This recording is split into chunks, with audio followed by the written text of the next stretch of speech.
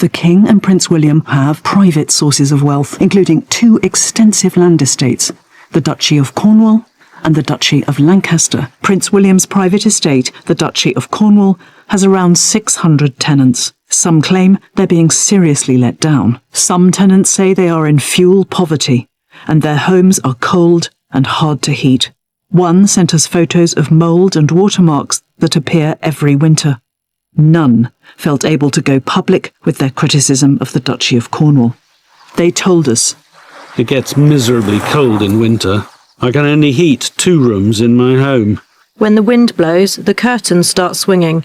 There's no heating upstairs at all. The house is cold, and it's a struggle, but there's nowhere else to live here. They're not good landlords." the Duchy has made promises to reduce all its carbon emissions. But working with the Mirror newspaper, our analysis of its rented residential property reveals many homes it owns are still in the worst category of energy efficiency. Out of nearly 500 certified homes, we found 14% failed with F or G ratings. Well, this is the worst performing kind of property. It is more likely to be a cold, drafty, hard to heat property. In terms of carbon emissions, this is a very polluting property, 13 tonnes of carbon, which is more than double a typical property in the UK. I would kind of expect to see a very small landlord here, somebody who doesn't really understand the regulations. Maybe they're a landlord that doesn't care about the regulations and are just hoping they don't get noticed. Well, we can reveal to you that the landlord we are talking about is the Duchy of Cornwall, which was managed for about 50 years by Charles, who is now the King, Right. and is now run by Prince William. Okay, that does surprise me. That is surprising to hear. The shock on his face says it all. So this is the man we're supposed to believe is leading the future? This is the modern face of the monarchy? This is the climate champion? And yet somehow tenants in his own properties are out here living like it's 1892. Make it make sense. Because according to a bombshell investigation by Channel 4 Dispatches, the estate run by Prince William, yes, the actual future king, is linked to homes with some of the worst energy ratings possible. FG. Not could do better, not needs improvement. We're talking bottom of the barrel, the academic equivalent of please see me after class. And while tenants are literally saying they can only heat 2 rooms, the landlord, he's doing just fine. Welcome to royal reality. Let's slow this down and really look at what's going on here, because this isn't just embarrassing. This is structural. This is a joint investigation with the Daily Mirror digging into the Duchy of Cornwall, a private empire disguised as a heritage asset. Around 600 tenants live on this estate. That's not a boutique setup, that's a system. That's a landlord with scale, influence, and resources. And yet, despite all of that, around 14% of the inspected homes are sitting in the worst possible energy categories. That's not a rounding error, that's a pattern. Because if even 1 or 2 homes slip through the cracks, fine. You investigate, you fix it, you move on. But when it's 1 in 7? That's not oversight, that's priorities. Let's talk about what an F or G rating actually means in real life, because numbers sound abstract until you live inside them. It means heat doesn't stay in your home. It means your energy bill climbs while your comfort drops. It means winter isn't just cold, it's exhausting. It means you wake up and your first thought isn't, what's for breakfast? It's, can I afford to turn the heat on today? That's what fuel poverty looks like. Not in theory, not in reports, in real, daily decisions. And the tenants in this investigation aren't speaking like activists. They're speaking like people who've adapted to something they shouldn't have to accept. I can only heat 2 rooms. Just pause there. 2 rooms. So the rest of the house just exists, cold, unused, slowly collecting damp like it's part of the architecture? That's not a home, that's survival with extra steps. Now let's zoom out, because the contradiction here deserves its own spotlight. Prince William has spent years carefully positioning himself as a forward-thinking, environmentally conscious leader, climate summits, global speeches, initiatives with polished branding and optimistic messaging. And listen, nobody's saying climate advocacy is a bad thing. It's necessary. But what people are questioning is this: how do you advocate for global environmental responsibility while your own tenants are stuck in energy-inefficient housing? Because those two things don't coexist comfortably. That's not a minor inconsistency, that's the foundation cracking. You can't tell the world to reduce emissions while your own properties are producing double the carbon output of a typical home. That's not leadership, that's contradiction with a microphone. And here's where it gets even more uncomfortable, because fixing these issues, it's not impossible. We're not talking about science fiction technology. We're talking about insulation, heating systems, maintenance, upgrades, things that require money, planning, and commitment. 3 things the Duchy absolutely has access to. So when these problems persist, the question isn't, can they fix it? It's, why haven't they? And that's where the conversation shifts from inconvenience to accountability. Now let's get into the financial side, because this is where the story stops being ironic and starts being infuriating. The Duchy of Cornwall generates millions in annual income. Millions! This is not a struggling landlord choosing between repairs and bankruptcy. This is an estate that benefits from land, property, and long-standing structural advantages. And on top of that, it reportedly receives income from public bodies. So now we have a loop. Public money contributes to the estate, tenants pay rent into the estate generates wealth. And yet, according to tenants, the living conditions in some properties don't reflect that wealth. That gap, that's where frustration lives, because people aren't just looking at the conditions, they're looking at the imbalance. Let's talk about something that doesn't get enough attention: silence. Not one tenant wanted to go public. That's not coincidence. That's climate. And no, not the environmental kind, the social kind. Because when your landlord is tied to the monarchy, the power dynamic changes. Complaining doesn't feel like filing a report, it feels like taking a risk. People depend on their housing. They rely on stability.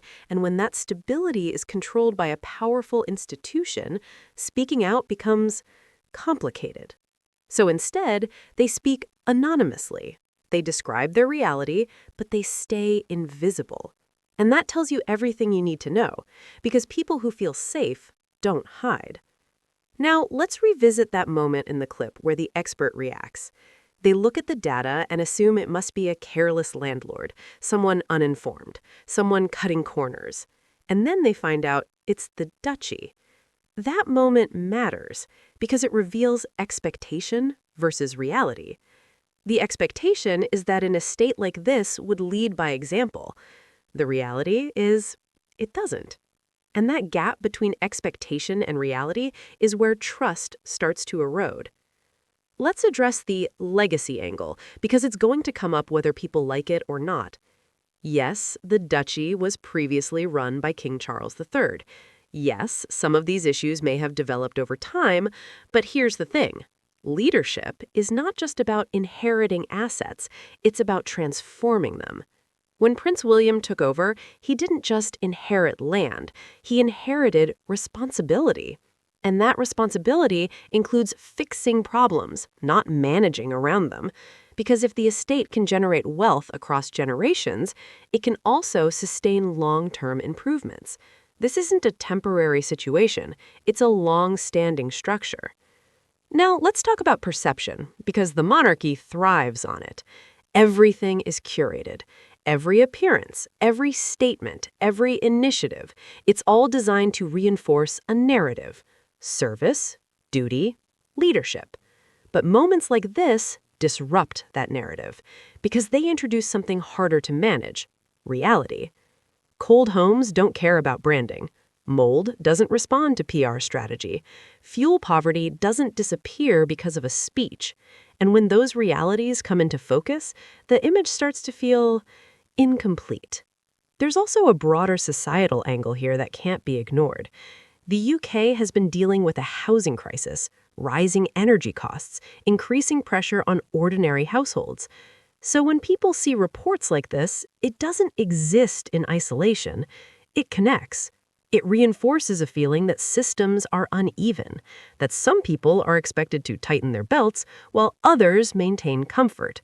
And whether that perception is entirely fair or not, it's powerful, because perception shapes public trust.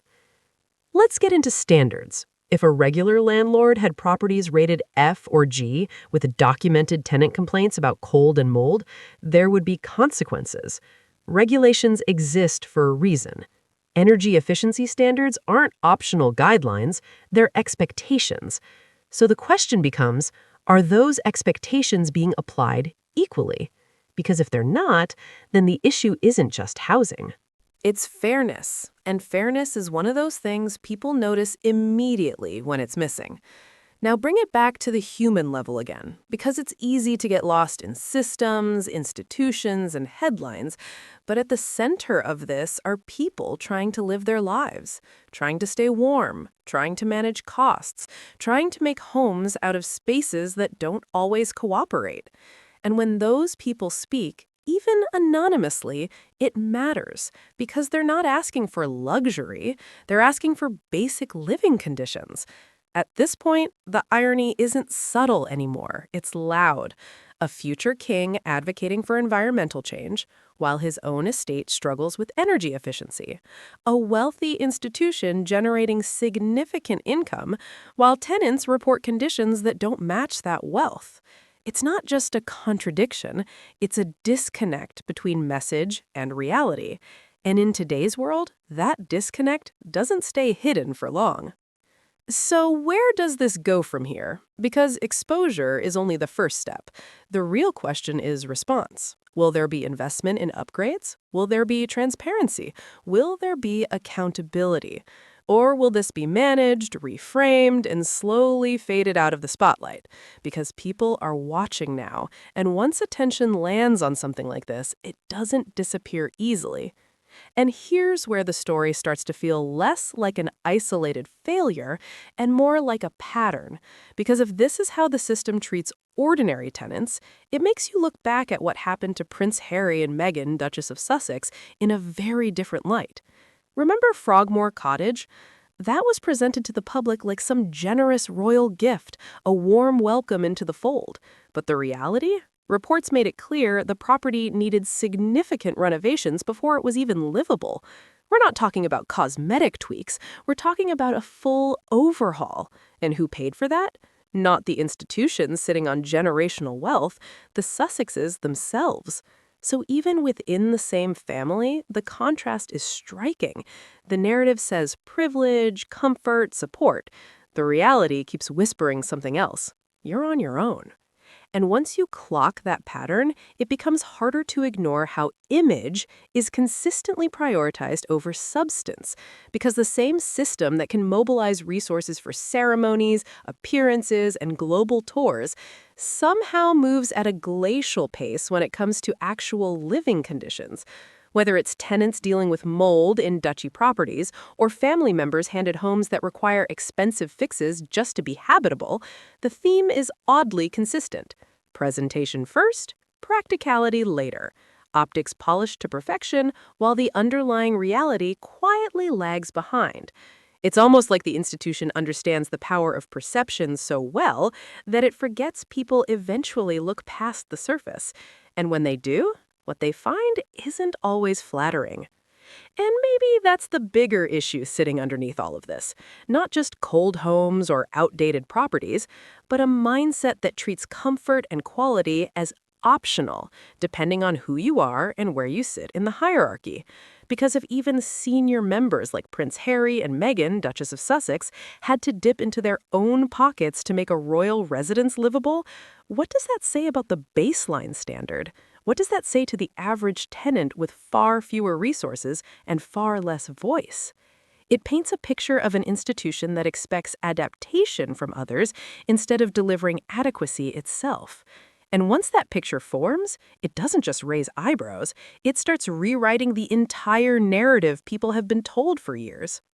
This isn't just about one investigation. It's about what happens when image meets scrutiny, when branding meets reality, when leadership is measured not by words, but by outcomes.